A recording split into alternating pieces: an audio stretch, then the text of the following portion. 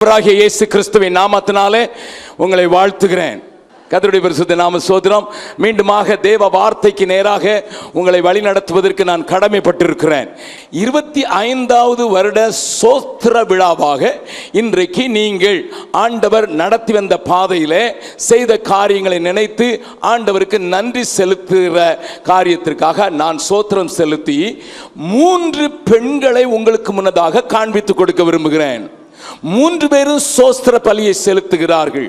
அவர்கள் செலுத்தின காரியத்தை இயேசு கிறிஸ்துவின் நாட்களிலே நடந்த அந்த சம்பவங்களை உங்களுக்கு முன்னதாக கொண்டு வந்து அதன் மூலம் தேவன் நம்மோடு கூட பேச வேண்டிய காரியங்களை உங்களுக்கு காண்பித்து கொடுத்துவிட்டு உங்கள் சிந்தனையை கொஞ்சம் தட்டிவிட்டு நான் ஓடிவிடுகிறேன். ஆழமாக அதிகமாக நான் பேச போகவில்லை. ஆனால் நான் சொல்ல போகிற காரியங்கள் நிச்சயமாக உங்கள் மனதை விட்டு அகலாது என்பதை நீங்கள் அறிந்து கொள்ளத்தக்கதாக தேவன் ஆவியானவர் கிரியை செய்வார் என்று நான் விசுவாசிக்கிறேன். 3 பெண்களை நான் உங்களுக்கு முன்னதாக வைக்க விரும்புகிறேன். இவர்கள் 3 பேரும் சோஸ்திரத்தை செலுத்துவதற்கு தான் வருகிறார்கள் என்று நான் சொல்லாவிட்டாலும் அவர்கள் செலுத்தின காணிக்கைகளை குறித்து நான் கொஞ்சம் உங்களுக்கு காண்பித்து கொடுத்தால் அது பிரயோஜனமாக இருக்கும் என்று சொல்லி அந்த 3 பேரையும் வேதாகமத்திலிருந்து நீங்கள் அறிந்த சில பாத்திரங்கள், அறியாத சில உண்மைகளை நான் உங்களோடு கூட பேச விரும்புகிறேன். முதலாவது என்னோடு கூட சேர்ந்து திருப்புங்கள். லூக்கா எழுதின சுவிசேஷம் 7வது அதிகாரம். லூக்கா எழுதின சுவிசேஷம் 7வது அதிகாரம் அங்கே 36வது வசனத்திலிருந்து 38வது வசனம் வரை நான் வாசிக்க போகிறேன். வாசிக்கலாம். பரிசேயரில் ஒருவன் தன்னுடனே போஜனம் பண்ண வேண்டும் என்று இயேசுவை வேண்டிக் கொண்டான். அவர் அந்த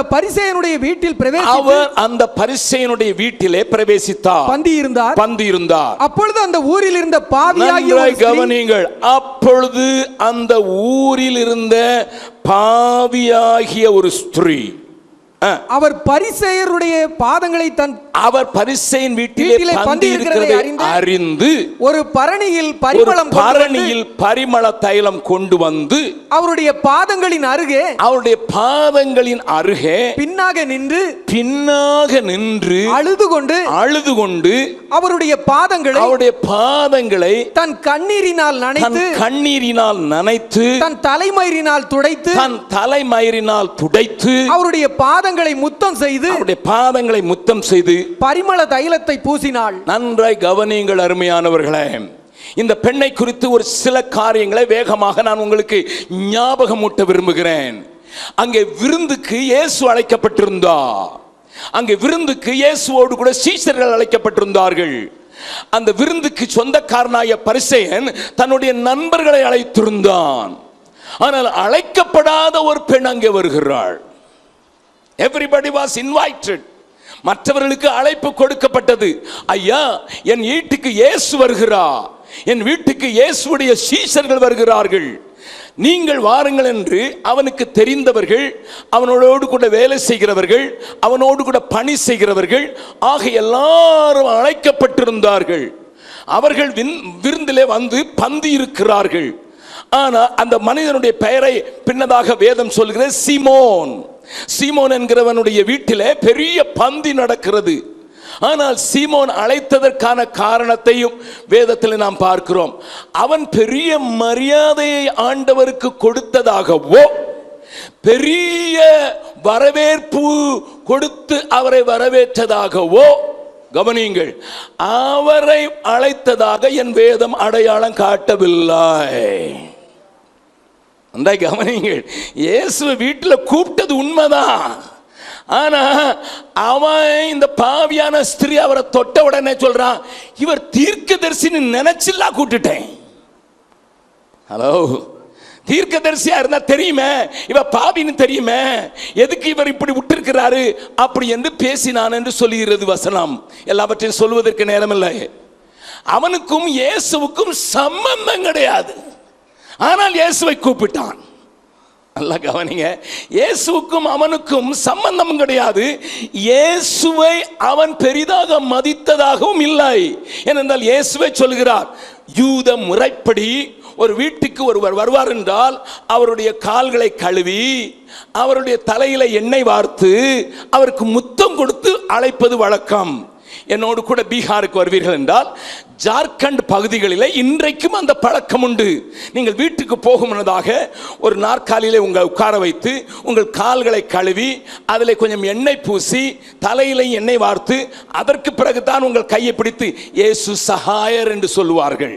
இதை நீங்கள் அங்கே பார்க்கலாம்.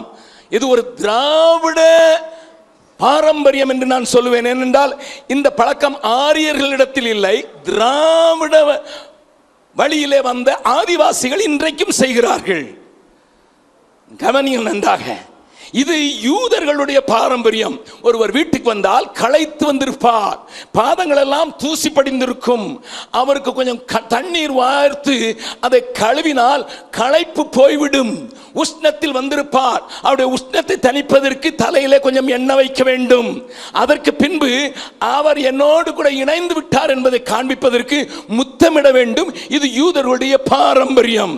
இதைத்தான் ஆபிரகாமும் செய்தான். ஆனால் இந்த மனுஷன் கூப்பிட்ட போது ஆண்டவருடைய பாதங்களை கழுவவில்லை. இந்த மனிதன் கூப்பிட்ட போது அவருக்கு தலையில எண்ணெய் வார்க்கவும் இல்லை. இந்த மனிதன் கூப்பிட்ட போது அவருக்கு முத்தம் கொடுக்கவும் இல்லை. கவனிங்க. அப்ப இயேசுவை கூட்டிட்டா எனக்கு தெரியுது இவன் நிச்சயமா அரசியல்வாதியா தான் இருந்திருக்கணும். சாரி மிஸ்டர் பன்னீர்செல்வம், ஏனென்றா இயேசு வீட்டுக்கு கூப்பிடுற அளவுக்கு பெரிய ஆள்னு காண்பிக்கிறதுக்கு இயேசுவையா கூப்பிட்டையா, எங்க வீட்டுக்கு இயேசுவையா கூப்பிட்டேன். இயேசுவை மட்டுமா கூப்பிட்டேன், சாப்பாட்டு ராமனுக்கு 12 பேரையும் கூப்பிட்டேன். என்னண்டா 12 பேரை குறித்து வேதம் சொல்கிறது. வனாந்திரத்தில் பெரிய கூட்டம் 12,000 பேர் இருக்கிறாங்க. ஆண்டவர் சொல்றார் இவங்களுக்கெல்லாம் நீங்க போஜனம் கொடுக்கிட்டு. அப்ப சொன்னாங்க எங்கிட்ட ஒண்ணுமே இல்லைன்னுட்டு. ஆனா ஆண்டவர் அற்புதம் செய்தார். 5 அப்பத்தை கொண்டு பெரிய அற்புதம் செய்தாரு. 12,000 பேர் போயிச்சாங்க. மீதம் எடுத்து எத்தனை கூட? 12 கூட எங்க இருந்தியா வந்துச்சு? இவன் பிளேட்ல சாப்பிட்டு பழக்கமே கிடையாது. இவன் கூடையை தூக்கிட்டு தெரிகிற ஆளு. இவனுக்கே சோறு போட முடியும். அதை காட்டுறதுதான். டேய் நான் சாதாரண ஆள் இல்லையா, இயேசுவையே கூப்பிட முடியும். அது மாத்திரமல்ல அவருடைய சீசர்களுக்கே சோறு போட முடியும். கேரளாவில் திருச்சூர்னு ஒரு ஊர் இருக்குது. அங்க ஒரு மனுஷன் இருக்கிறான். அவனை கூப்பிட்டு தான் துபாயில் கூட ஹோட்டல் திறப்பாங்க கேரளா ஆட்கள். ஏன்னு கேட்டீங்கன்னா அவன் ஒரு நேரத்துக்கு சாப்பிட்ற இட்லி 750. இது நான் சொல்லல, நடந்ததை நீங்க திருச்சூர்ல போய் அவனை பாருங்க. அதான் சொல்றேன். நான் நினைச்சேன் இவனுக்கு இவனை பெத்த அம்மா மாவாட்டிய செத்தா. ஒரு நேரத்துக்கு 750 இட்லி சாப்பிட்டானா அவ என்ன செய்வா? கல்யாணம் கிட்ட இருக்க மாட்டான். ஏன்னா பெஞ்சாதி மாவரைக்கிறதுக்கு வரமாட்டான். நான் போய் திருச்சூர்ல போய் அவனை தேடினேன். அந்த நேரம் துபாயில அபுதாபியில இன்னொரு ஹோட்டல திறக்க போயிட்டான்னு சொன்னாங்க. அப்ப நான் கேட்டேன் கல்யாணம் ஆயிட்டா? இல்லையா, பொண்ணு கிடைக்க மாட்டேங்க. எப்படி கிடைப்பா? எப்படி மாவாட்டிய செத்தால ஒரு நேரத்துக்கு 750 இட்லி சாப்பிட்டானே. என்னது இந்த மாதிரி ஆட்களையும் நான் சாப்பாடு போட முடியும்? அவனை எதுக்கு கூப்பிட்டு யா ஹோட்டல் திறக்கிறாங்கன்னு கேட்டேன். துபாயில அபுதாபியில இவனை கூப்பிட்டு எதுக்கு யா ஹோட்டல் திறக்கிறாங்கன்னு சொன்னா, இவனுக்கே நாங்க சாப்பாடு போடுவோம், உலகத்துக்கு போடுவோம்னு காட்டுறதுக்கு. இந்த சீமோன் இயேசுவை கூப்பிட்டதுக்கும் சீசர்களை கூப்பிட்டதுக்கும் உறவினர்களை கூப்பிட்டதுக்கும் நண்பர்களை கூப்பிட்டது இதுதான் காரணம். தனக்கு ஒரு பேர் வரணும். நல்ல கவனிங்க. பக்கத்தில் இருக்கும் கையை பிடிச்சிக்காளுங்க, பஞ்ச கேளுங்க. இயேசுக்கும் உங்களுக்கு என்ன உறவு? வீட்டில் இயேசு படம் மாட்டியிருக்கோம், அதான் உறவா? வீட்டில் இயேசு படம் மாட்டியிருக்கோங்க, அதான் உறவா? இல்லை நாங்களும் கொஞ்சம் இயேசுக்கு சம்பந்தம் இருக்குன்னு காட்டுறீங்களா, இல்லைன்னா தெரியுன்னு காட்டுறீங்களா? நல்ல கவனிங்க. ஆனால் அழைக்கப்படாத ஒரு பெண் இயேசு யார் என்று அறிந்திருந்தாள். அழைக்கப்படவில்லை அவளை. அவ கேள்விப்பட்டுட்டு வந்துட்டா. அவளுக்கு தெரியும் இயேசு யாரு. இயேசு ஆகாரம் கொடுக்கிறவர் மாத்திரமல்ல, இயேசு அழைச்சா எனக்கு மதிப்பு வருங்கல்ல. இயேசு என் பாவத்தை மன்னிக்க வெளிப்பட்ட தேவகுமார். அவளுக்கு தெரியும். அதனால தான் பாவங்களை மன்னிக்கிறதுக்கு எனக்கு ஒரு ஆள் வேணும், பாவங்களை எனக்கு மன்னிக்கிறேன்னு சொல்ற ஒரு ஆள் வேணும். என்ன அவளை குறித்து என்ன சொல்லியிருக்கு? பாவியாய ஸ்திரீ. இன்ட்ரோடக்ஷனே சரியில்லை. என்னையா அட்ரஸ்? பாவியாகிய ஸ்திரீ. ஊர்ல ஒருத்தர பாவியாகிய ஸ்திரீ எல்லாரும் தெரிஞ்சாங்கன்னா நிச்சயமா விபச்சாரி தான். ஏன்னா அவ்வளவுதான் தெரியும் எல்லாருக்கும். இவா இன்னைக்கு ஒருத்தனோட போறா, நாளைக்கு ஒருத்தனோட போறா, இன்னொருத்த நாள் ஒரு நாள் ஒருத்தனோட போறா. அப்ப எல்லாம் அதனால இவ பாவியாய ஸ்திரீன்னு எல்லாரும் தெரியக்கூடிய ஒரு வாழ்க்கையை வாழ்ந்தவள் நாரி போன வாழ்க்கை வாழ்ந்து கொண்டிருக்கிறாள். கவனியுங்கள் அருமையானவர்களே, நாரி போன வாழ்க்கை, ஆனால் நிம்மதி இல்லை. பணத்தை பார்த்து விட்டாள், ஆனால் நிம்மதி இல்லை. எத்தனை பேருக்கு முத்தம் கொடுத்தாலோ தெரியாது. தூத்துக்குடியில் நான் ஒரு குடும்பத்தை அறிவேன். அவருக்கு நல்ல திருமணம் நடந்தது, பெரிய பணக்கார குடும்பம். 2 குடும்பத்தையும் எனக்கு தெரியும். அந்த 2 குழந்தை பிறந்த பிறகு அந்த மகள் அந்த புருஷனை விட்டுட்டு தன்னுடைய தாய் வீட்டுக்கு வந்தபோது, அவங்க வீட்டுக்கு நான் போயிருந்த போது, அம்மா இப்படி செஞ்சிட்டியே அப்படின்னு கேட்டபோது அவ சொன்னா, அங்கிள் ஆள ஆரம்பிச்சுட்டான். எங்க வீட்டுக்காரர் ஒவ்வொரு நாளும் ஒவ்வொருத்தைய கூட்டாரு, சினிமா நடிகை கூப்பிடுறாரு. ஒரு சினிமா நடிகை ஒரு முத்தத்துக்கு 1.5 லட்சம் ரூபாய் வாங்குறா. அன்னைக்கு தான் தெரியும் சினிமா நடிகைகளுக்கு முத்தம் கொடுக்கணும்னா 1.5 லட்சம் கொடுக்கணும்னு. அன்னைக்கு தான் எனக்கு தெரியும்.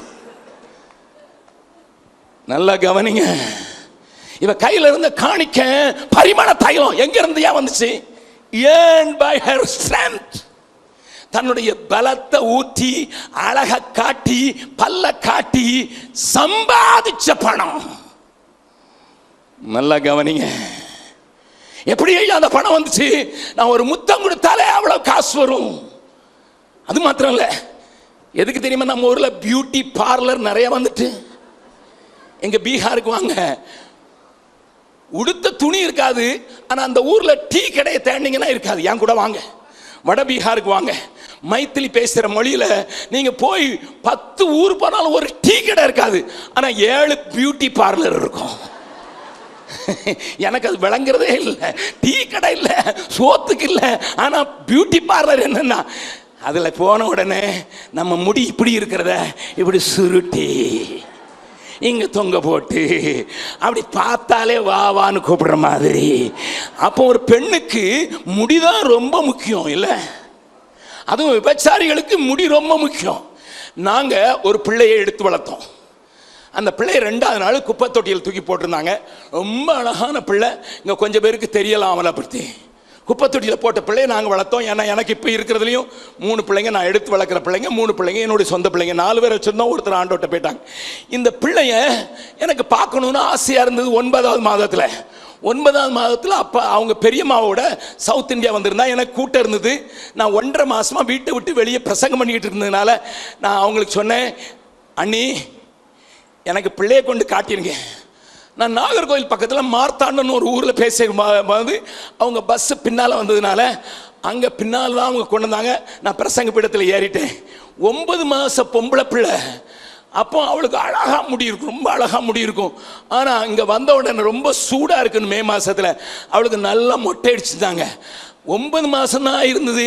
அவள் அங்கே இருந்துட்டு முடி எடுத்துட்டானுங்க.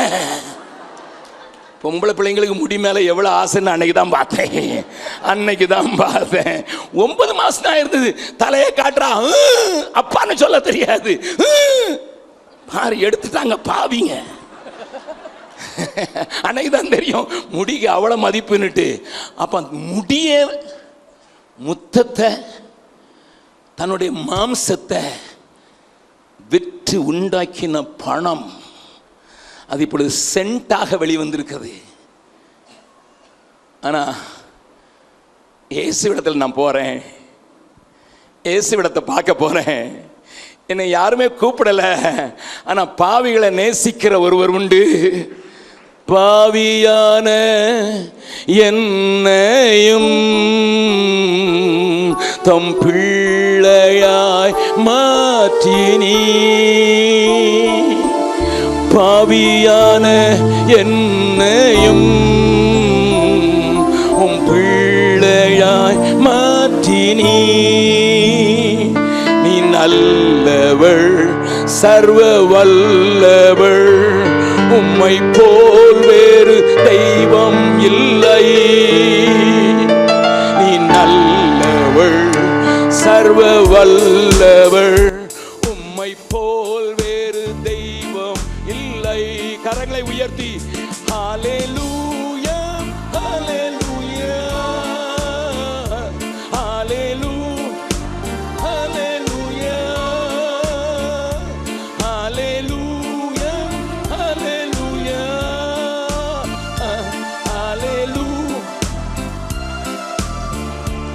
எப்படி பாட போகிறோம்? இதயத்தின் ஆழத்தில் சொல்ல போறீங்க. இயேசுவை நான் தேடி வந்தது ஆசீர்வாதத்துக்கு அல்ல. இயேசுவை தேடி வந்தது வைத்த வலிக்கும் முட்டு வலிக்கும் அல்ல. இயேசுவை தேடி வந்தது ஏதாவது சமுதாய உதவி செய்யறதுக்கு அல்ல. இயேசுவை தேடி வந்து பாவியான என்னையும் உம் பிள்ளையாய் மாற்றினீ. பாவியான என்னையும் உம் பிள்ளையாய் மாற்றினீ. நீ நல்லவள், சர்வ வல்லவள், உம்மை போல் வேறு தெய்வம் இல்லை. நீ நல்லவள், சர்வ வல்லவள், உம்மை போல் வேறு தெய்வம் இல்லை. ஹல்லேலூயா, ஹல்லேலூயா, ஹல்லேலூயா, ஹல்லேலூயா, ஹல்லேலூயா, ஹல்லேலூயா. நல்லா கவனிக்க. என் மாமிசம் சம்பாதிச்சிச்சு, என் கள்ள முத்தம் சம்பாதிச்சது, என் கள்ள உறவு சம்பாதிச்சது, என்னுடைய கள்ள அலங்காரம் சம்பாதிச்சுட்டு இயேசுட்ட வந்துட்டேன்.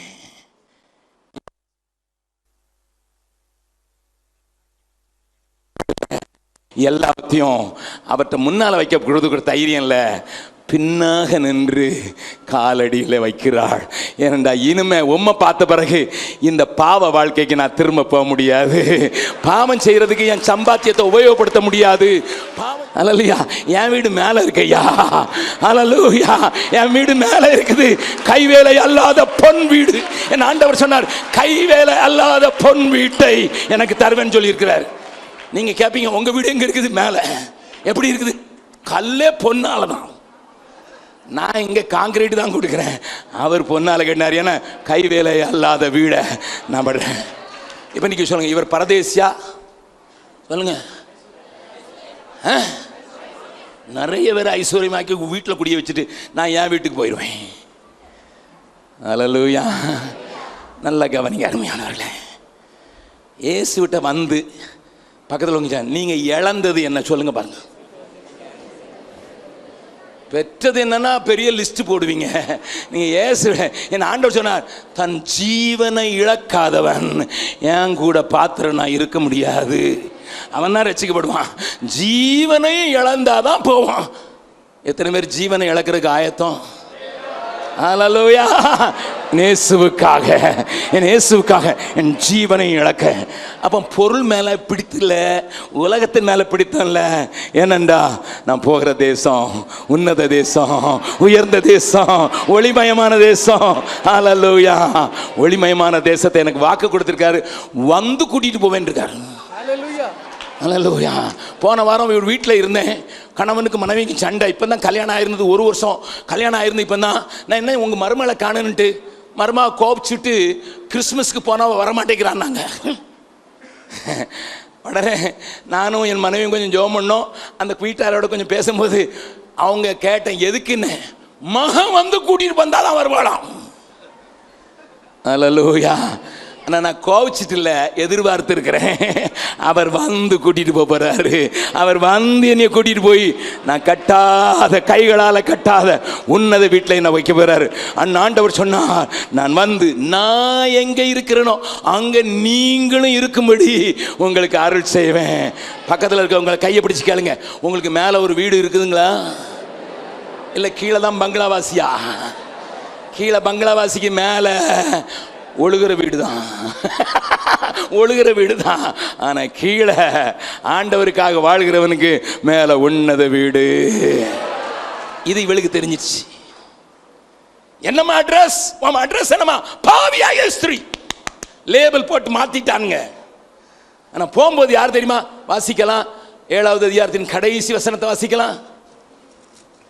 என் வார்த்தையை கேட்டும் அவைகளின்படி செய்ய. 50வது வசனம், 7வது லூக்கா 7:50. அவர் ஸ்திரீயை நோக்கி, அவர் ஸ்திரியை நோக்கி, உன் விசுவாசம் உன்னை ரட்சித்தது. உன் விசுவாசம், நீ விசுவாசத்தை நான் தான் ரட்சகர்னுட்டு, நீ விசுவாசத்தை நான் தான் உன் பாவத்தை போக்க முடியும், நீ விசுவாசத்தை உன் எல்லா அக்கிரமத்தையும் எல்லா அசிங்கத்தில் சம்பாதிச்சதையும் என் பாதத்தில் வச்சிடுறேன், இனி எனக்கு வேண்டான்னு சொன்னல, அந்த விசுவாசம் உன்னை ரட்சித்தது, சமாதானத்தோட போ என்றார். இந்த ஆலயத்தை விட்டு வெளியே சமாதானமாக போனா வைக்க வேண்டியதை வச்சுட்டு போயிரு.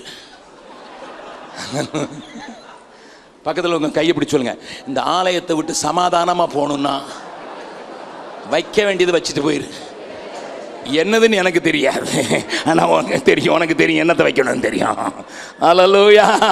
ரெண்டாவது ஆளை காட்டி கொடுத்துறேன், வேகமா வாசிக்கலாம். மார்க் எழுதின சுவிசேஷம் 14வது அதிகாரம், மார்க் எழுதின சுவிசேஷம் 14வது அதிகாரம் 3வது வசனத்தை வாசிக்கலாம். கல்லறையின் வாசலில் இருந்த கல்லை, தப்பா வாசிக்கிறீங்க, பெத்தானியாவில், அவர் பெத்தானியாவில் குஷ்டரோகியா இருந்த சீமோன் வீட்டிலே, அட அங்கேயும் சீமோன் தான், இந்த சீமான், இவன் சீமான் எழுதிட்டு தான் சீமோன் எழுதிட்டாங்களோ. சீமோன் வீட்டிலே போஜன பந்தி இருக்கையில் ஒரு ஸ்திரீ விலையேறப்பட்ட நளதம் என்னும் உத்தம தைல பரணியை கொண்டு வந்து உடைத்து அந்த தைலத்தை அவர் சிரசின் மேல் ஊற்றினாள். இவளுக்கு என்ன வந்ததுங்க? அவ பாதத்துல ஊத்துறா, இவர் சிரசுல ஊத்துறாரு. ஏயா, what happened to this? எதுக்குயா அந்த பொண்ணு பாதத்துல ஊத்துனா, இந்த பொண்ணு சிரசில் ஊத்துகிறாள்? இந்த அதிகாரத்தை வீட்டில் போய் படிச்சு பாருங்க. யோவான் எழுதின சுவிசேஷம் 12வது அதிகாரத்தை படிச்சு பாருங்க, ரெண்டையும் சேர்த்து வச்சு பாருங்க. அங்க சீசர்களே சொல்றாங்க 300 பணத்துக்கு விற்கலாம். அன்னைக்கு ஒரு நாள் கூலி 1 காசு, 1 பணம். ஏசு கிறிஸ்து காலத்துல ஒரு நாள் 12 மணி நேரம் வேலை செஞ்சா 1 பணம். அப்ப 300 பணம்னா 300 நாள் சம்பளம். ஒருத்தருக்கு 300 நாள் சம்பளம் அவ்வளோத்தையும் சேர்த்து வைக்க மாட்டாங்க. 10ல் 1 தான் சேர்த்து வச்சிருந்தா கூட 10 வருஷம் சேமிப்பு. The first offering was the earning, second offering was a saving. இதை சேர்த்து வச்சது, இதை சேகரித்து வச்சது, இது மிச்சம் கழிச்சு வச்சது, எதிர்காலத்துக்காக வச்சது. அந்த சேமிப்பை தூக்கி ஆண்டவரே உங்க தலையில எல்லாம் ஊத்திடுறேன், இதுக்கு எதுக்குமா வீணா செலவழிக்க, தருத்திரனுக்கு கொடுக்கணும். ஆண்டவர் சொன்னார், நல்ல காரியம் செஞ்சிருக்கிறா. என்ன சொன்னார் தெரியுமா? அந்த வசனத்தை வாசிக்கலாம். 14வது அதிகாரம் 8வது வசனம். இவள் தன்னால் இயன்றதை செய்தால் போதும். சேவிங்ஸ் ஆண்டவருக்கு கொடுக்குறவங்க தன்னால இயன்றதை கொடுக்குறாங்க. ஹலோ, சேர்த்து வச்சு கொடுத்துக்கிறது பெருசா தியாகம் பண்ணி கொடுக்கல, சேகரித்து வைத்து தன்னுடைய வசதிக்காக தன்னுடைய லாபத்துக்காக வைத்திருக்கிறது. எதுக்கு தெரியுமா? எதிர்காலத்துக்கு உதவுமே. ஆனா இந்த பெண் இது என்ன ஏழும்? நான் சேகரித்து வைத்தது என் ஆண்டவருக்கு சொந்தமாகணும்.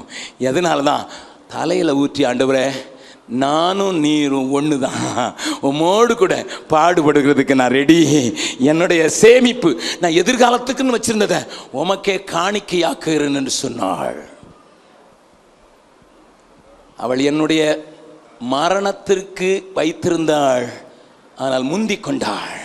காலத்தை அறிந்தவள். அவள் இயேசுவை அறிந்தாள், இவள் காலத்தை அறிந்தாள். This is the time. இந்த நேரத்தில் நான் செய்யணும், பிந்தி செய்யக்கூடாது, இன்னைக்கே செய்யணும், இப்போதே செய்யணுங்கிற அவசரம்.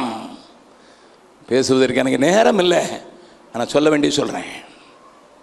என்னை கேட்கிற அருமையானவர்களே, பாவத்திலிருந்து விடுதலை பெறுவதற்கு பழைய வாழ்க்கையில் எல்லாவற்றையும் விட்டு பாதத்திலே வைக்கிறாள். ஆனால் சேமித்து வைத்ததை கிரீடமாக்குகிறாள் என் ஆண்டவருக்கு. கரங்களை தட்டி ஆண்டவரை மகிமைப்படுத்தலாமா? என் சத்திய வேதம் சொல்கிறது, ஆசாரின் தலையின் மேல் அபிஷேக தைலம் கிரீடமாய் இருக்கிறதே. She crowned Jesus. ஆங்கிலத்தில் ஒரு அழகான பாட்டு உண்டு, we crown him. ஏன் கம்ஃபர்ட்டை இழந்து இவர் கம்பெனியில் வேலை செய்து வேலையை விடும்போது இவருக்கு 2 பொம்பளை பிள்ளைங்க. அல்லேலூயா. அவர் வேலை செய்த கம்பெனி இல்லை, வேலைக்கு சேரணும்னுட்டு சிலர் லஞ்சம் கொடுத்து ட்ரை பண்ணாங்க. இந்த பைத்தியக்காரன் அதை விட்டுட்டு வராரு.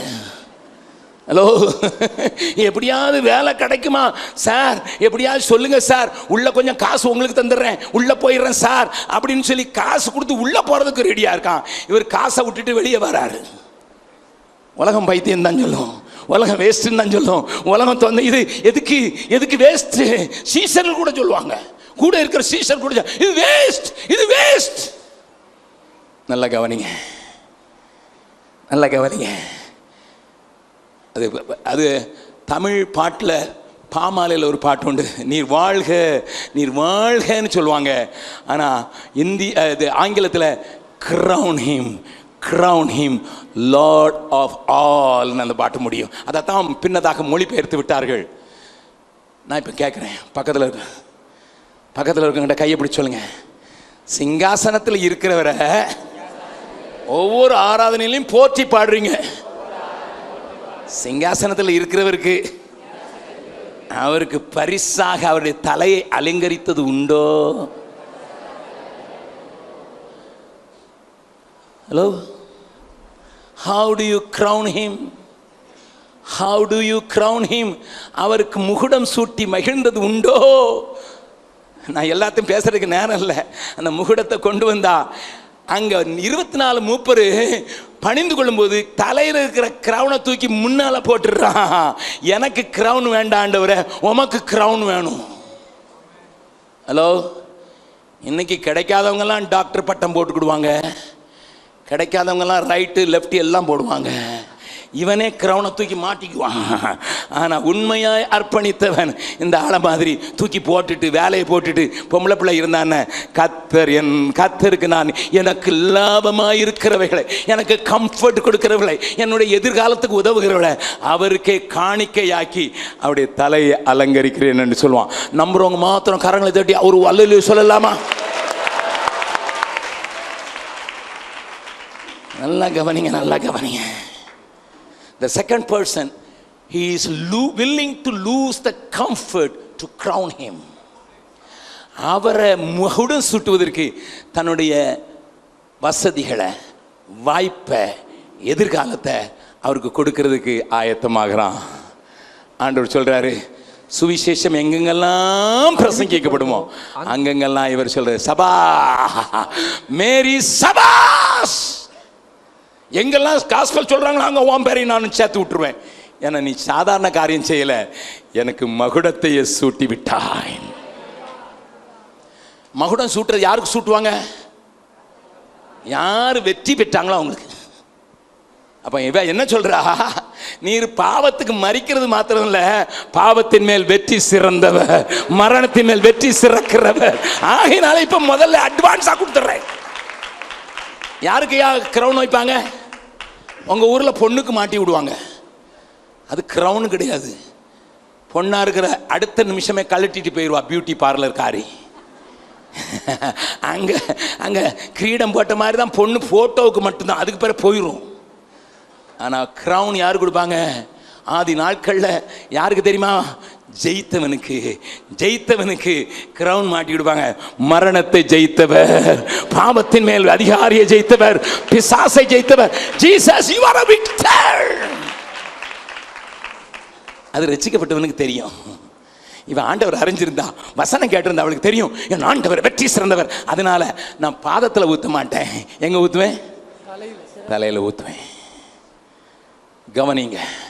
இப்போ இவ சேவிங்ஸ், அவ ஏர்னிங்ஸை கொடுத்தா, இவ சேவிங்ஸை கொடுத்தா. இன்னொரு ஆளை பார்த்துட்டு முடிச்சிடலாம், வேகமாக முடிச்சிடுறேன். லூக்கா எழுதின சுவிசேஷம் 21வது அதிகாரம் 1வது வசனத்திலிருந்து வாசிங்க. அவர் கண்ணேறிட்டு பார்த்தபோது ஐஸ்வர்யவான்கள் காணிக்கை பெட்டியிலே தங்கள் காணிக்கைகளை போடுகிறதை கண்டார். ஒரு ஏழை விதவை அதிலே 2 காசை போடுகிறதையும் கண்டு, அவர் 2 காசை போடுகிறதை கண்டு, இந்த ஏழை விதவை மற்ற எல்லாரை பார்க்கிலும் அதிகமாய் போட்டாள் என்று மெய்யாகவே உங்களுக்கு சொல்லுகிறேன். 4 வசனம் வாசிக்கலாம். அவர்கள் எல்லோரும் தங்கள் பரிபூரணத்திலிருந்து எடுத்து தேவனுக்கு என்று காணிக்கை போட்டார்கள். தேவனுக்கு தான் கொடுத்தாங்க, ஆனா பரிபூரணத்திலிருந்து கொடுத்தாங்க. இவளோ தன் வறுமையில் இருந்து தன் வறுமையில் இருந்து தன் ஜீவனத்துக்கு உண்டாயிருந்ததெல்லாம் போட்டு விட்டாள் என்றார். கவனிங்க, முதல் நாள் தன் சம்பாத்தியத்தை தப்பான வழியில சம்பாத்தியத்தை வச்சிருந்தத இனி அது செய்ய மாட்டேன்னு சொல்லி சரண்டர் பண்ணா. ரெண்டாவது ஆளு நான் சேர்த்து வச்சிருந்ததை அவருக்கு மகுடமாக்குவேன் ஏனென்றால் இவர் விக்டர் என்று சொன்னா. நான் மூணாவது ஆளு காணிக்க கொடுக்கிறா. எதை போட்டுட்டா? ஜீவனையே போட்டுட்டா. தன் ஜீவனையே போட்டுட்டா. ஆண்டவர் சொல்றாரு, எல்லாரை காட்டிலும் இவ தான் அதிகம் போட்டவா. நான் ஒரே ஒரு கேள்வி கேட்டு முடிக்கிறேன். வில்லியம் ஆல்ட் என்கிற ஒரு மனிதனை குறித்து சொல்லிவிட்டு முடிக்கிறேன். அவர் ஒரு மெத்தடிஸ்ட் பிரீச்சர். 25 வயசுல லண்டன்ல ஒரு ஃபேமஸ் பிரீச்சர் வில்லியம் ஆல்ட். அவர் ஒரு நாள் இலங்கையில இயேசுவை அறிவிக்கிறதுக்கு ஆள் இல்லைன்னு யாரோ சொன்னதை கேட்டாரு. இலங்கை சின்ன தீவு இன்னைக்கும். அவருக்கு சொன்னாங்க இயேசுவை அறிவிக்கிறதுக்கு யாரும் இல்லை. உடனே வில்லியம் ஆல்ட் சொன்னாரு, நான் போறேன். மிஷனரி சங்கத்துக்கு எழுதினாரு, ஐயா என்னை அனுப்புங்க, நான் இலங்கைக்கு போறேன். ஐயா நீ ஃபேமஸ் பிரீச்சர், லண்டன்ல எல்லா சபையிலும் நீ கூப்பிடுறாங்கப்பா, நீ famous preacher. No, no, no, no, no, no. I want to go to the unreached area. அறியப்படாத பகுதிகளுக்கு இயேசுவை அறிவிக்க போறேன். மிஷனரி சங்கம் சொல்லிச்சு, 6 பேர் ரெடியா இருக்காங்க, நீ 7வது ஆள், ஆனா தனியா அனுப்ப முடியாது, கல்யாணம் கட்டிட்டு வா.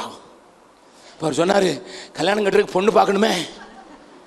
நான் இறங்கும்போது பாஸ்டர் வின்சனுடைய மகனை கேட்டேன், என்னப்பா உங்க அம்மா டேட் எல்லாம் என்கிட்ட வாங்கிட்டாங்க, கல்யாணத்தை நடத்துறதுக்கு பொண்ணு பார்த்தாச்சா? பார்த்துக்கிட்டே இருக்காங்கன்னு.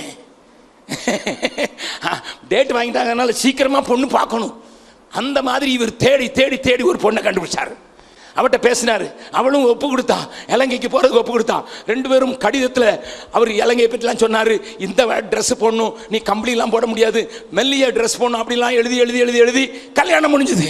அதுக்குள்ள மிஷனரி சங்கம் சொல்லிச்சு, இன்னும் 5 நாள்ல கப்பல் புறப்படுது, நீ இந்த 6 பேருக்கு கூட போடணும், நீ வரணும். கல்யாணம் 5 நாள் தான் இருக்கு, மனைவி கையால சாப்பிடலையா, எல்லாம் மாமனார் வீட்டில் தான் சாப்பிட்டுருக்கேன். போகணும்னா இப்போ போய், இல்லைன்னா 2 வருஷம். அவர் என்ன சொன்னா தெரியுமா? வர்றேன். 5th day of his marriage. அன்னைக்கு கப்பல்ல இன்ஜின் கிடையாது, காத்துல போற கப்பல், காற்றுல போற பாய்மர கப்பல் தான். 200 வருஷத்துக்கு முன்னால் நடந்தது சொல்றேன். கவனிங்க, காது கொடுத்து கவனிங்க. என்னுடைய இளம் வாலிபர்களே, என் தங்கச்சி, நீ நல்லா கவனிச்சு காது கொடுத்து கேளு. கல்யாணம் ஆகி 5வது நாள் மனைவியை கூட்டிக் கொண்டு பாய்மர கப்பல்ல இங்கிலாந்துல பிளிமத்னு ஒரு போர்ட் இருக்குது, அந்த ஊர்ல ஏறினாங்க. 6 மிஷனரியோட இவங்களும் ஏறினாங்க, 8வது ஆளா ஏறினாங்க. 3வது நாள் பயங்கர புயல், கப்பல் அடி இங்கேயும் அங்கேயும் அலக்கழிக்கப்படுது, சாராயம் குடிச்ச குதிரை மாதிரி ஓடுது. அந்த அம்மாவுக்கு சிக்காயிட்டாங்க. புதுமண பெண் சிக்காயிட்டா. அப்படி சிக்கானா அவளுக்கு மருந்தே கொடுக்க முடியல. கப்பல்ல டாக்டர் இருந்தாரு, ஒன்றும் செய்ய முடியல. 1 வாரம், 2 வாரம், 3 வாரம். நல்லா கவனிங்க, 6 மாதங்கள் படுக்கையில இருக்கிறா. கண்ணு திறக்க முடியாது, நடக்க முடியல. இவர் இரவும் பகல் இருந்து மனைவி செத்துறக்கூடாதுன்னு சொல்லி அவளுக்கு பார்த்து கொண்டே இருக்கிறாரு. 6வது மாதத்தில் மனைவி சொன்னா, நான் பிழைக்க மாட்டேன், எனக்கு ஒரு பாட்டு பாடுங்க. அவங்க பாடின பாட்டு என்ன தெரியுமா? காரிருளில் என் நேச தீபமே நட தூமே வேரோளி இல்லை வீடும் தூரமே நட தூமே. இந்த பாடல் முழுசும் நான் பாடுறதுக்கு நேரம் இல்லை. இந்த பாடலை அவர் ஆர்கன்ல உட்கார்ந்து பாட, அந்த அம்மா படுக்கையிலே பாடிச்சு கூட. பாட்டு முடியும் போது அம்மா உயிர் போயிடுச்சு. நடுக்கடல்ல இருக்குது கப்பல். கப்பல் அதிகாரிகள் சொல்றாங்க, வில்லியம் நம்ம இப்ப கரையை நோக்கி போக முடியாது. காத்து அந்த டைரக்ஷன்ல இல்ல. அப்படியே நீ உன் மனைவியை புதைக்கணும்னா நாங்க எப்படியாவது முயற்சி செய்து போனோம். ஆனா பிரயாணம் பிந்திரும். வில்லியம் மால்ட் மனைவியை ஒரு நாள் கூட அனுபவிக்கல. மனைவி கையால சாப்பிடல. அவருடைய பணத்தை கடலில் கட்டி இறக்கி கடலிலேயே சமாதி ஆக்கிட்டாங்க. வில்லியம் மால்ட்டுடைய கப்பல் இலங்கையினுடைய தென் பகுதிக்கு போய் சேருது. எல்லாரும் துணையோடு இறங்குறாங்க. துணையோடு வந்த வில்லியம் ஆல் தனியா இறங்குறாரு. 2 மாசம் அவங்களுக்கு தமிழ் சொல்லி கொடுத்தாங்க. 2 மாசம். நமக்கு பாண்டிச்சேரிக்காரங்களுக்கே தமிழ் வர மாதிரி வலிச்சுக்கிட்டு போயிட்டான்னு தான் சொல்றான். இன்னும் என்னடா நான் திருநெல்வேலிக்காரன், வலிச்சுக்கிட்டு போயிட்டான் என்னப்பா, அது இழுத்துக்கிட்டு போயிட்டானா. அது எனக்கு புரியறதுக்கே ரொம்ப நாள் ஆச்சுது. நமக்கே தமிழருக்கு தமிழ் வர மாட்டேங்குது. ஆனா இங்கிலாந்து தேசத்தை கொண்ட ஒரு ராஜ மகன் 2 மாசத்தை தமிழ படிச்சு 2 மாசத்துல தமிழ்ல பிரசங்கம் பண்ண படிச்சிட்டாரு. கரங்களை தட்டி ஆண்டவர் மகிமைப்படுத்தலாமா? சுருக்கமா சொல்றேன்.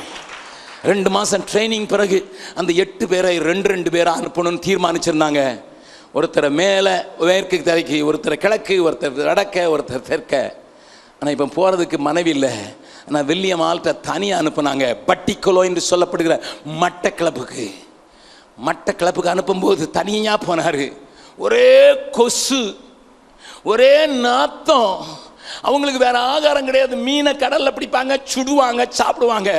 பனைமரம், அந்த பனை இலையில அவங்க காய போட்டு அதை கொளுத்துவாங்க. குடிசையில் இருந்து ஊர் ஊரா நடந்து 8 மாசத்துல 8 ஊர்ல 8 பள்ளிக்கூடங்களை முதல்ல உண்டாக்குனாரு. ஏன்னா இவங்களுக்கு படிச்சு சொல்லி கொடுக்கணும். அப்பதான் இவன் வசனத்தை படிப்பான். 8 பள்ளிக்கூடங்களை உண்டாக்குனாரு. இறுதியாக மட்டக்களப்புங்கிற ஊர்ல இவங்களுக்கு ஆங்கிலம் படிக்கணும்னு சொல்லி ஒரு காலேஜை உண்டாக்குனாரு. உண்டாக்குன உடனே செத்தும் போயிட்டார். He served only 8 months. Listen sir, my dear young people, my dear brothers, 8 மாசத்துல 8 பள்ளிக்கூடங்கள், ஒரு கல்லூரியை உண்டாக்குன அந்த மனுஷனுடைய கல்லறையை போய் இன்னைக்கு பார்த்தீங்கன்னா ஒன்று நடக்கும். நான் போன ஜூலையில் மறுபடியும் இந்த பட்டிக்குலோவுக்கு போயிருந்தேன். அநேக நேரம் போயிருக்கேன். இந்த தடவை அந்த பட்டிக்குலோ பெரிய மெயின் ரோட்டில் இந்த பக்கம் ஒரு ஓங்கி இருக்கிற ஒரு பெரிய ஆலயம் மெத்தடிஸ்ட் சர்ச், இந்த பக்கம் ஒரு பெரிய மெத்தடிஸ்ட் காலேஜ். நடுவில் நின்று பார்த்தேன். அப்போ அவங்க சொன்னாங்க, பிரதர் இதை பார்த்து மலைச்சு நிற்காதீங்க, வாங்க நான் உங்களை காட்டுறோம். எங்கே கூட்டிகிட்டு போனாங்க தெரியுமா? அவர் கல்லறைய கிறிஸ்தவ சபை வித்துட்டு. டுடேஸ் சர்ச், இன்றைய சபையுடைய கல்லறையை வித்து பழத்தை காச பையில போட்டுட்டு தின்னுட்டு போயிட்டான்.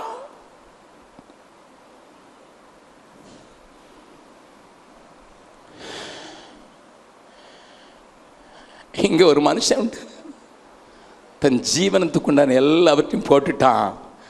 இன்னைக்கு பெரிய கல்லூரிகளும் பெரிய ஆலயமும் எழும்பி நிற்கிறது. அங்கே மாத்திரமல்ல, முழு இலங்கையிலையும் ஏராளமான பெரிய சபைகள் எழும்பி இருக்கிறது நான் கண்டு ஆண்டவருக்கு நன்றி செலுத்துகிறேன். நான் அடிக்கடி பாடுகிற ஒரு பாடல், என்னை உமக்கு தந்தேன் இயேசு நாயகா, இனி நான் அல்ல நீரே இயேசு நாயகா, இயேசு நாயகா, இயேசு நாயகா, இனி நான் அல்ல நீரே இயேசு நாயகா. 3 பேரை காட்டி கொடுத்தேன். 25 வருஷம் சோஸ்திர ஆராதனையாக சோஸ்திர பலி செலுத்த வந்திருக்கிற ஒரு கூட்டத்தோடு பேசி கொண்டிருக்கிறேன். இதுல 3 விதமான கூட்டத்தார் இருக்கலாம். ஐயா, இன்னும் பழைய வாழ்க்கை இன்னும் வச்சுக்கிட்டே தான் இருக்கு. பழைய குணங்கள் என்ன பிடிச்சு என்னை ஆட்டி கொண்டிருக்குது. என் பழைய வாழ்க்கைய இயேசுவின் பாதத்துல நான் விட்டுறேன்.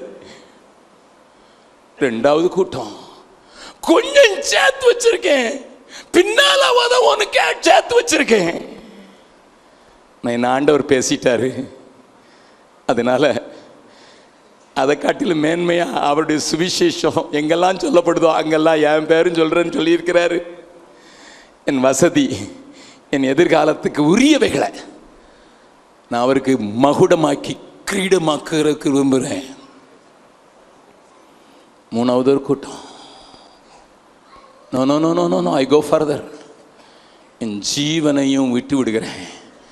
நான் ஒரு பாடல் எழுதினேன், என் ஜீவனானாலும் சாவானாலும் பின்பற்றுவேன். அந்த பாட்டு எழுதுறதுக்கு காரணமாக இருந்த பிலமோன்கிற ஊழியக்காரன், அவருடைய மரணம், அவருடைய 2 பிள்ளையுடைய மரணம் ஒரே வாரத்தில் சம்பவிச்சதை அந்த சகோதரி ஒரே வாரத்தில் கணவனையும் 2 மூத்த பிள்ளை 1, 4வது பிள்ளைய மிச்சம் இருந்து 2 பிள்ளைங்க, அதில் ஒரு பிள்ளை தான் உங்கள் பாண்டிச்சேரியில் இப்போ இன்ஜினியரிங் படிக்கிறதுக்கு வந்திருக்கிறான். அவன் பேர் நிர்பாய். அந்த சகோதரி என்கிட்ட வந்து சொன்னா, என் கணவன் சாகும்போது சொன்னான், மார்ச் மாதம் சொல்லிட்டான், நவம்பர் மாதம் 21ஆம் தேதி நான் ஆண்டவர்கிட்ட போயிடுவேன், உத்தமமாயிரு, உனக்கு கணவன் இருக்க மாட்டாரு. நான் ஆண்டவரை பெண் சொல்ற. அந்த மனுஷன் கரெக்டாக 21ஆம் தேதி நவம்பர் மாதம் செத்து போயிட்டார். தீர்க்கதரிசினா அப்படிதான் தீர்க்கதரிசி. அந்த மாதிரி ஆட்கள் தான் பீகாரில் நாங்கள் உருவாக்கியிருக்கிறோம். அந்த மனுஷனுடைய மனைவி 2 பிள்ளைகளை கொண்டு வந்து என்னிடம் ஜனவரி மாதம் பார்த்துட்டு, நானும் என் பிள்ளைகளும் உயிர் இருக்கிறது வரைக்கும் ஆண்டவருக்காக உத்தமமாக ஓடுவோன்னு சொன்ன வார்த்தை தான் என்னை இந்த பாடலை எழுத வச்சது. ஜீவனானாலும் சாவானாலும் பின் செல்லுவேன், நன்மை ஒன்றும் இல்லாதிருந்தும் பின்னையும் நேசித்தீர், என் ஜீவனானாலும் சாவானாலும் பின் செல்வன் சொல்லி எழுத வச்சது. அவருடைய பையன் உங்கள் ஊரில் வந்து இப்போ இன்ஜினியரிங் படிச்சிருக்கிறதுக்கு கர்த்தர் வழி செய்திருக்கிறார். என்னை கேட்கிறவர்களே, இன்றைக்கி சிலரை பார்த்து ஆண்டவர் கேட்குறார், ஜீவனை எனக்காக, என் ராஜ்யத்தை பரப்புறதுக்காக அந்த ஏழை விதவை ஜீவனுக்கு உண்டானதெல்லாம் போட்டு உன் ஜீவனை போடுறதுக்கு நீ ஆயத்தமா? What kind of offering you are going to offer today? எந்த விதமான காணிக்கை செலுத்தி ஆண்டவரை துதிக்க போகிறீங்க? எல்லாரும் கண்ணை மூடுங்க, யாரும் எந்திரிக்கக்கூடாது, யாரும் இங்கங்கே பார்க்கக்கூடாது. 2 நிமிஷம்தான். ஆண்டவர் உன்னோடு கூட பேசி இருக்கிறான். நேசுவை ரட்சகராக பார்க்கல, ஏதோ உதவி செய்கிறவராக தான் பார்த்தேன். ஆனால் என்னை பாவியாக இருக்க, என்னை பிள்ளை ஆக்குறதுக்கு அவர் ரெடியாக இருக்கிறாரு. இன்னைக்கு புரிஞ்சுக்கிட்டேன், நான் அநியாயமாக சேர்த்தது, அநியாயமாக சம்பாதிச்சது, என் உடல், என் அழகு எல்லாம் மாய குப்பை காலடியில் வைக்கிறேன் அப்படி என்கிற ஒரு கூட்டமும் இல்லை. பிரதர், நான் ஆண்டவரை அறிஞ்சிச்சேன், ஆனால் சேர்த்து வச்சிருக்கேன் வருங்காலத்துக்காக, எதிர்காலத்துக்காக. ஆனால் இப்போ தெரிஞ்சிச்சு, என் ஆண்டவருக்கு மகுடமாக நான் கொடுக்கறதுக்கு விரும்புகிறேன். இல்லை, 3வதாக என் ஜீவனையும் நான் கொடுக்க விரும்புகிறேன்னு சொல்கிறவங்க மாத்திரம் 3 கூட்டத்தில் ஏதாவது ஒரு கூட்டத்தில் இருந்தாலும் உங்கள் வலது கையை தூக்கி நான் உங்களுக்கு நான் ஜெபிக்க விரும்புகிறேன்.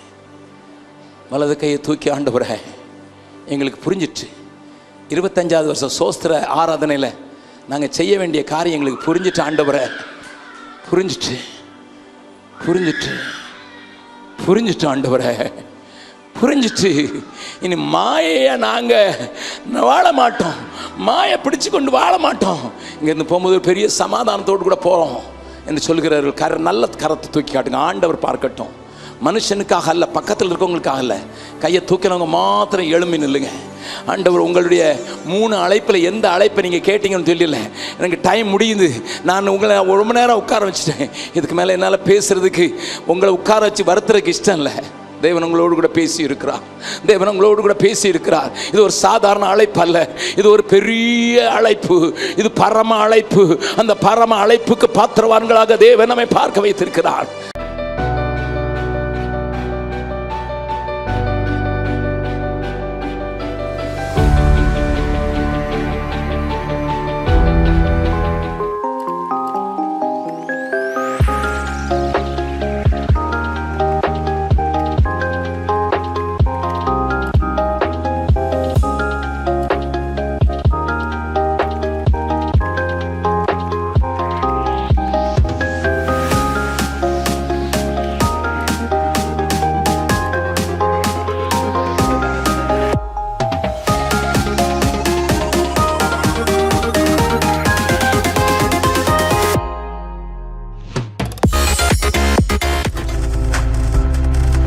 நீங்கள் பார்த்து கொண்டிருப்பது உங்கள் ஜாய் டிவி. உங்கள் துக்கம் சந்தோஷமாய் மாறும்.